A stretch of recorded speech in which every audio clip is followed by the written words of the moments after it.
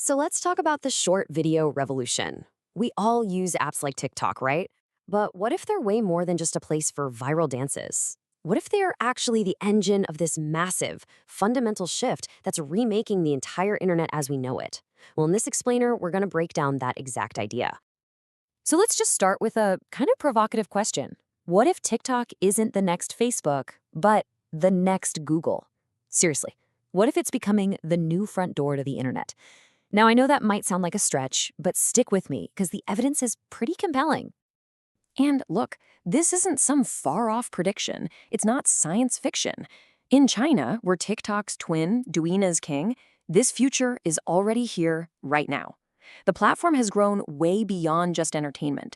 It's become this essential tool for search, for commerce, even for education. To really get what a big deal this is, we've got to frame it the right way. This isn't just about another popular app coming along. No, this is arguably the third great revolution in the history of the internet.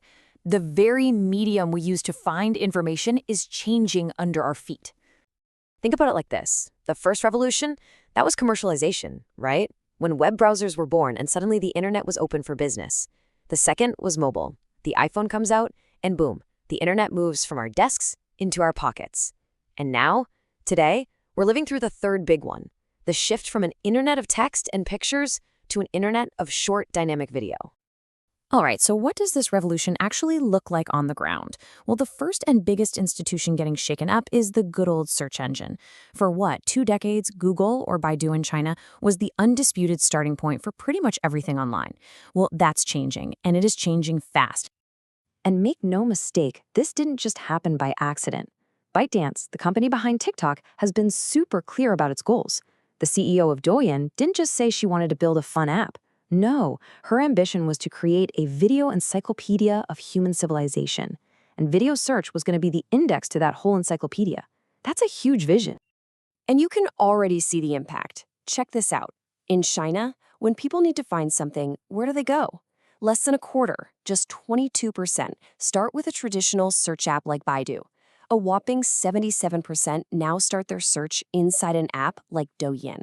That's a massive shift in behavior. You know, the crazy part is, the big players saw this coming. This wasn't a total surprise. Way back in 2015, the founder of Baidu himself, Robin Li, basically said, hey, people are going straight to apps now. They're bypassing our search engine. And he said, this is a big problem for us. He was right. And listen, this isn't just something happening in China. The data from Google's own parent company, Alphabet, tells a really similar story. In 2020, ad revenue for Google's main search business grew by 6%. Not bad, right? But then look at YouTube's ad growth, 30%. That's 5 times faster. The money is following the eyeballs, and the eyeballs are glued to video. Okay, so this whole thing isn't just about finding information. It's also about buying things. Short video is totally reimagining the multi-trillion-dollar e-commerce industry. It's basically collapsing the path from, ooh, I like that, to it's on its way. Just look at this number. In 2020 alone, e-commerce sales on Douyin hit 500 billion yuan. That's over 75 billion US dollars. To put that into perspective for you, that is roughly 3 times the entire sales volume of Amazon in Japan for that same year. And it's all happening inside what we think of as just a video app. It's incredible. So how does this actually work? Well, think about the old way you shopped online. You'd see something, get interested, then you'd probably go search for it on Google. Then you'd click over to Amazon to actually buy it. It's a bunch of steps. The Douyin way just fuses all of that together.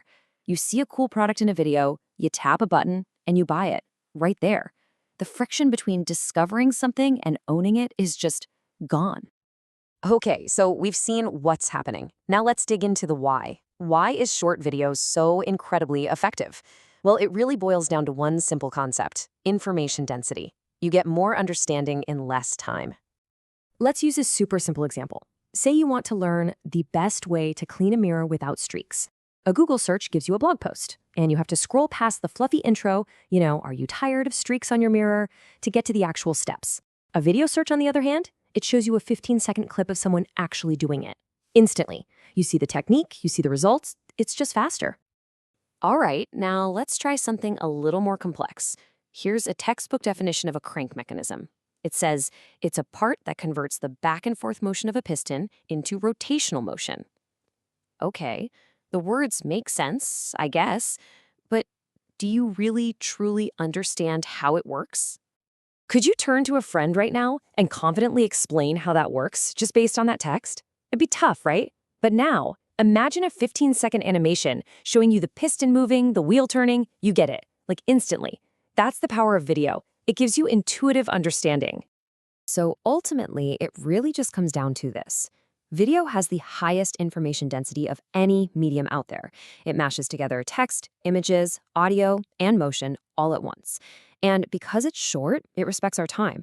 It's just perfect for how-to stuff and for actually showing you how a product works instead of just telling you. So, where does all of this lead? Well, we're heading towards an internet where video isn't just content we sit back and watch, but a massive database that we can search. It means a completely new kind of internet is awaiting for us. Probably the best way to think about it is this. The internet is transforming from a giant library of text that you have to read into a massive encyclopedia of moments that you can actually experience. It's a shift from abstract information to direct intuitive knowledge. And this leaves us with a final, pretty fascinating question. As companies like ByteDance build the tech to index and search every single frame of every video ever made, we're basically creating a searchable record of human experience. So when every moment is recorded and becomes searchable, what will we discover?